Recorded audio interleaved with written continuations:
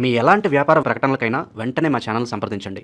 అందరికీ నమస్కారం. నేను శిరీష. ప్రస్తుతం మనతో పాటు ఉన్నారు ప్రముఖ ఆధ్యాత్మికవేత్త, జ్యోతిష పండితులు ప్రొఫెసర్ డాక్టర్ ముల్లపూడి సత్యనారాయణ మూర్తి గారు. గురుగారితో మాట్లాడతాం. నమస్కారం గురుగారు. నమస్కారం శిరీష. గురుగారు, ఈ జూన్ మాసంలో వృషభ రాశి వారికి ఎలా ఉండబోతుందంటారు? ఎలాంటి జాగ్రత్తలు తీసుకోవచ్చు అంటారు? అలాగే ఈ జూన్ మాసంలో గురుగ్రహ సంచారం జరుగుతుంది కాబట్టి దాని ప్రభావం ఎలా ఉంటుందంటారు? ఓవరాల్ గా చూసుకుంటే గ్రహ గోచరం ఎలా ఉంటుందంటారు వృషభ రాశి వారికి? వృషభ రాశి వారికి అత్యద్భుతంగా ఉండబోతోంది. ఒక మే 15వ తేదీ వరకు మాత్రము జన్మంలో ఉన్నటువంటి రవిగ్రహ ప్రభావం వలన మనశ్శాంతి లోపము, తండ్రి కొడుకుల మధ్య యుద్ధాలు ఇలాంటివి జరుగుతాయి. తండ్రి మంచి ఉద్దేశంతో చెప్పినా అది ఆర్గ్యుమెంట్గా తీసుకుంటారు.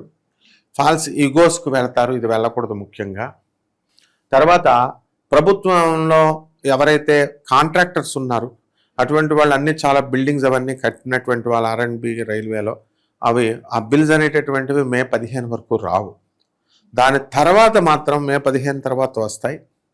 అలాగే ఈ యొక్క గురు శుక్రులు ఇద్దరు కలిసి మనకి మిథున రాశిలో జూన్ 2 వరకు ఉన్నారు. కాబట్టి ఇప్పుడు మనం చెప్పుకునేటటువంటి జూన్ నెలవు కాబట్టి మనకి ఈ యొక్క గురువు మనకి కర్కాటక రాశిలోకి ప్రవేశిస్తున్నాడు.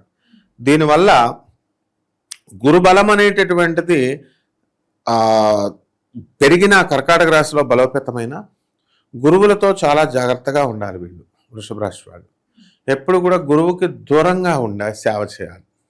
అందరూ ఏం చేస్తారు, ఇప్పుడు ఒక పెద్ద స్వామీజీ ఉన్నాడు అనుకోండి, పెద్ద స్వామీజీ ఆయన నాకు తెలుసు అనడం కోసం మా గురువుగారిని వీళ్ళు చాలా క్లోజ్గా వెళ్తారు. వెళ్తే ఆశ్రమానికి ఒక 5 లక్షలు ఇచ్చినా 10 లక్షలు ఇచ్చినా ఆ ట్రిప్కే మళ్ళీ తర్వాత మళ్ళీ గురువుగారికి మళ్ళీ అవసరమే ఇంకో 10 లక్షలు తేవాలి. ఇప్పుడు ఆశ్రమాలు అన్నీ అయ్యాయి. సో వీళ్ళు ఏమవుతారు, గురువు దగ్గరికి వెళ్ళాలి అనుకునేటటువంటి వాళ్ళు కోప్పడతారు. గురువు కోప్పడినప్పుడు వీళ్ళు అలుగుతారు, వేరే ఆశ్రమానికి జంప్ చేస్తారు. ఇలాంటివి జరగడానికి అవకాశాలు ఉంటాయి. కాబట్టి మొట్టమొదటగా గురువు దగ్గర విపరీతమైనటువంటి తృతీయ స్థితిగతుడు అయ్యాడు కాబట్టి విపరీతమైన ఖర్చు అనేటటువంటిది ఎక్కువగా అవుతుంది. ముందుగా ఫైనాన్స్ వ్యాపారాలు చేసేటటువంటి వాళ్ళు నష్టపోవడానికి అవకాశాలు ఉన్నాయి. ఆర్థిక పరంగా వీళ్ళు ఎంత సంపాదించినా ఈ వృషభ రాశి వాళ్ళకి స్త్రీగండం ఎప్పుడూ ఉంటుంది ఈ మే నెలలో. కాబట్టి ఆడవాళ్ళకి ఇచ్చేస్తారు. వీళ్ళు అప్పు అడుగుతున్నారు కదా అని ఇస్తారు, బంగారం అడుగుతున్నారు కదా అని ఇస్తారు. ఇవ్వడం ఈజీయే కానీ తర్వాత మళ్ళీ అవి రాకపోయేసరికి వీళ్ళు గట్టిగా అడగడం, వాళ్ళంతా కూడా మరి కేసులు పెట్టడం, ఇలాంటి అన్నెసరీ గొడవల్లోకి వృషభ రాశి వాళ్ళకి ఏడ్చబడడం జరుగుతుంది. ముఖ్యంగా ప్రతి వృషభ రాశి వాడు కూడా స్త్రీలకు చాలా దూరంగా ఉండాలి. అలా కనుక ఉండకుండా మనం చేసినట్లయితే కొంచెం సమస్యలు రావడానికి అవకాశాలు ఉన్నాయి. మరి విద్యార్థులు కూడా ఎలా ఉంటుందంటారు ఈ జూన్ మాసంలో? విద్యార్థులు చదువులో వెనుకబడిపోతారు, బద్ధకంగా ఉండి గురుబలం లేదు. ఆ తర్వాత మనకి గురుబలాన్ని పెంచుకోవాలి, లేదు అని మనం వదిలేయకూడదు. కాబట్టి చేసినటువంటి ఎక్సర్సైజే మళ్ళీ చేయడము, అలాగే చిన్న చిన్న రూపాయి ఖర్చు అక్కర్లేకుండా మన యొక్క దత్తాత్రేయ స్వామి వారిని కానీ దక్షిణామూర్తిని కానీ మనం పూజ చేసుకోవడము, జపం చేయడం, స్తోత్రాలు చదవడం, ఇలాంటి వాటి వల్ల పికప్ వస్తుంది. అలాగే కిరాణా షాపు వ్యాపారం, డిపార్ట్మెంటల్ స్టోర్స్, హాస్టల్స్, తర్వాత ఈ యొక్క టెంపుల్స్, పీఠాలు, ఇలాంటి బిజినెస్లు ఏవైతే ఉన్నాయో ఆ బిజినెస్లు అన్నీ కూడా మంచిగా ఆర్థికంగా వీళ్ళకి డబ్బును తెచ్చిపెడుతుంది. కాబట్టి గురువు అంటే ఇప్పుడు డెఫినేషన్, ఇప్పుడు గురువు తృతీయ స్థితికి వచ్చేసాడు అంటే అర్థం ఏమిటంటే వీళ్ళు దొంగ గురువులను ఆశ్రయిస్తారు అని అర్థం. దానివల్ల డబ్బు ఖర్చు అవుతుంది అని. ఇప్పుడు స్వామి వివేకానంద సిద్ధాంతాలు, మనం స్వామి వివేకానంద గురించి ఎక్కువ చెప్తాం కాబట్టి ఈ మధ్యకాలంలో ప్రవచనకారులు కూడా స్వామి వివేకానంద చికాగో అడ్రస్లో స్వామి వివేకానంద వెళ్ళి మొదలెట్టారు. ఇప్పుడు ఇంతకుముందు మామూలుగా పిట్టకథలు చెప్పేవారు. సీతకి రాముడు మొగుడు, రాముడికి సీత భార్య, ఇలా చెప్పేటటువంటి వాళ్ళకి టర్న్ వస్తుందన్నమాట. ఆ టర్న్ అనేటటువంటిది వృషభ రాశి వాళ్ళు మనం కృషి చేసి తెచ్చుకోవాలి. మంచి గురువులను ఆశ్రయించడం, తర్వాత ఆ గొప్ప గురువులైనటువంటి రమణ మహర్షి, ఆ తర్వాత ఆనందమూర్తి గారు, స్వామి వివేకానంద లిటరేచర్స్ చదవడము, దీని ద్వారా గురుబలం, గురు దోషం కొంచెం తగ్గుతుందన్నమాట. మరి కుటుంబ వాతావరణం ఎలా ఉంటుందంటారు ఈ మాసంలో? కుటుంబ వాతావరణము ప్రశాంతంగా ఉంటుంది. పిల్లల చదువుల విషయమయ్యి చదువుల కోసం ఇవన్నీ కూడా డబ్బు సమకూర్చడం ఇవన్నీ చేయాలి. ఇవన్నీ కూడా మనం గోచార రీత్యా మనం చెప్తున్నాము కోటాను కోట్ల మందికి. అయితే వ్యక్తిగతంగా మనిషికి మారుతుంది. అలా కావాలనుకునేటటువంటి వాళ్ళు మనల్ని సంప్రదించినట్లయితే తప్పకుండా మనం వాళ్ళకి వ్యక్తిగత జాతకం చెప్పొచ్చు. ఎప్పుడు ఏ సంఘటన అనేది ఏం జరుగుతుంది అనేది మనం చూడొచ్చు అనమాట. మరి గురుగారు ఈ మాసంలో వివాహ యోగం ఉందంటారా? వివాహ యోగం వృషభ రాశి వారికి ఉంది. తప్పకుండా వీళ్ళకి వివాహాలు కుదుర్చుకోవచ్చు. అయితే ఎలా భంగం జరుగుతుంది అనేది నేను ఒక ఉదాహరణ చెప్తాను. ఎలా అంటే ప్రతి ఒక్కరికి ఇలాంటి అనుభవం వస్తుందన్నమాట. ఒక అమ్మాయికి వృషభ రాశి అబ్బాయి ఒక అమ్మాయికి పెళ్లి సంబంధం కుదిర్చారు. కుదిరిస్తే అంతా బాగానే ఉంది. మొత్తం ఇరు వర్గాలు నిశ్చిత తాంబూలాలు కూడా తీసేసుకున్నారు. ఇంకా వివాహం దగ్గరికి వచ్చేసింది. ఇంకో 15 రోజుల్లో వివాహం అవ్వబోతుంది. ఆ తర్వాత ఆ అమ్మాయి తరపు బంధువులు ఎవరో తెలియదు, వాళ్ళు ఫోన్ చేసి అబ్బాయిని బెదిరించడం ప్రారంభించారు. ఏమని, నువ్వు పెళ్లి చేసుకుంటే నీకు ఉండదు, లైఫ్ ఉండదు, అది ఇది అని అట్లా. అది మామూలు మొదట్లో ఏదో సరదాగా అనుకున్నారు వాళ్ళు.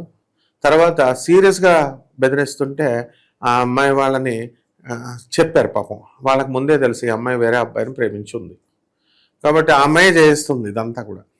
కాబట్టి తర్వాత తెలుసు, వచ్చిందా, ఓకే అంది తప్ప కంగారు పడ్డాలు ఇలాంటివి లేవు. ఇలాంటి అనుభవాలు వృషభ రాశి వాళ్ళకి అవడానికి అవకాశాలు ఉన్నాయి. కాబట్టి ఆ పెళ్లి ముందు బుడుగు కుదుర్చేసుకోవడం కాకుండా ఆ అమ్మాయికి ఇష్టమా కాదా, ఆ అమ్మాయికి ఎవరైనా బాయ్ ఫ్రెండ్ ఉంటే కనుక వదిలేయడం మంచిది. అలా చూసుకుంటే అది, లేదా భంగపాటు తప్పదు. అది నేను అనేది. వివాహం కుదురుతాయి కానీ మంచిగా అటు ఇటు ఇరుపక్షాలు చూసుకొని చేసుకోవాలి జాగ్రత్తగా. అంతేకాని కట్నాలు వస్తాయి, మాకు 20 కోట్లు ఉన్నాయి, 40 కోట్ల అమ్మాయి వస్తుందని చేసుకుని అమెరికాకి చేసుకుంటే కనుక లాస్ అవ్వడానికి అవకాశాలు ఉంటాయి. మరి గురుగారు ఈ జూన్ మాసంలో మొదటి 15 రోజులు బాగుంటుందంటారా, ద్వితీయార్థం బాగుంటుందంటారా? మనకి వృషభ రాశి వారికి అందరికీ కూడా మొట్టమొదట 15 రోజుల వరకు కూడా విపరీతమైనటువంటి డబ్బు ఖర్చు ఉంటుంది. చుట్టాలతో ఎంజాయ్మెంట్, ఐపీఎల్ మ్యాచెస్ ఇలాంటివన్నీ కూడా వాటిల్లో లాస్ అయినటువంటివి రికవరీ చేసుకోవాలని కొత్త వ్యాపారాల గురించి ఆలోచనలతో బిజీగా ఉంటారు. ఆ తర్వాత జూన్ 15 నుంచి తర్వాత దాటిన తర్వాత నెలాఖరు వరకు కూడా వీళ్ళకి స్థాన చలనం అనేటటువంటిది ఉంది. స్థానం చలనం వల్ల వేరే ఊర్లకు వెళ్ళడము, వేరే ట్రాన్స్ఫర్స్ రావడము, ఉద్యోగం దగ్గర ఇలాంటివన్నీ కూడా జరుగుతాయి. గృహయోగం, వాహన యోగం కూడా ఉందంటారా?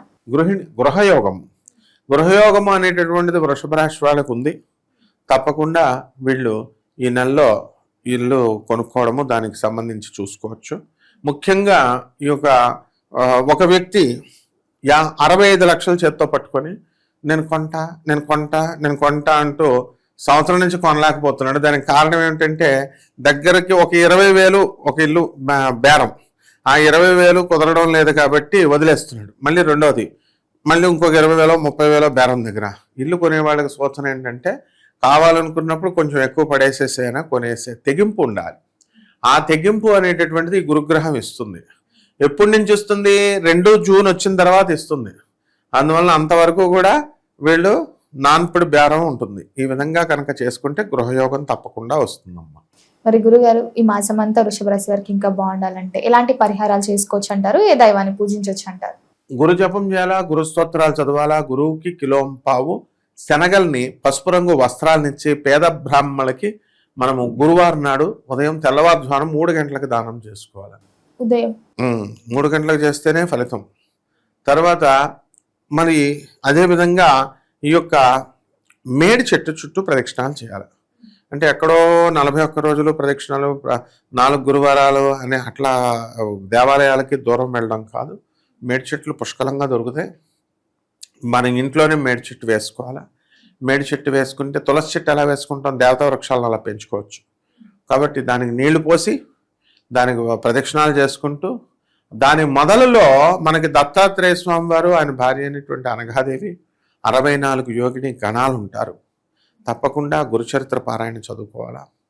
చదువుకొని చక్కగా మనకి గానగాపురంలో భీమా అమరజ నది ఉంటుంది. అక్కడ మొత్తము అష్టతీర్థాలను ఉంటాయి. అష్టతీర్థాల్లో స్నానం చేయడం, ఆ తర్వాత స్వామివారిని మనం దర్శించుకోవడం, ఇలాంటివి గోనగాపురం వెళ్ళలేనటువంటి వాళ్ళు ఇంటి దగ్గర ఉన్నటువంటి దత్తాత్రేయ స్వామి గురువుకు సంబంధించి దక్షిణామూర్తి, ఆదిశంకరులు, దత్తాత్రేయుడు, అలా వీళ్ళ గురువులు ఎవరైతే ఉన్నారో వాళ్ళని స్మరించుకోవడం ద్వారా బ్రహ్మాండంగా ఉంటుంది. గురుగారు, మొత్తం మీద జూన్ మాసంలో వృషభ రాశి వారికి ఎలా ఉండబోతుంది, ఎలాంటి జాగ్రత్తలు తీసుకోవాలో తెలియజేసినందుకు ధన్యవాదాలండి. ధన్యవాదాలు.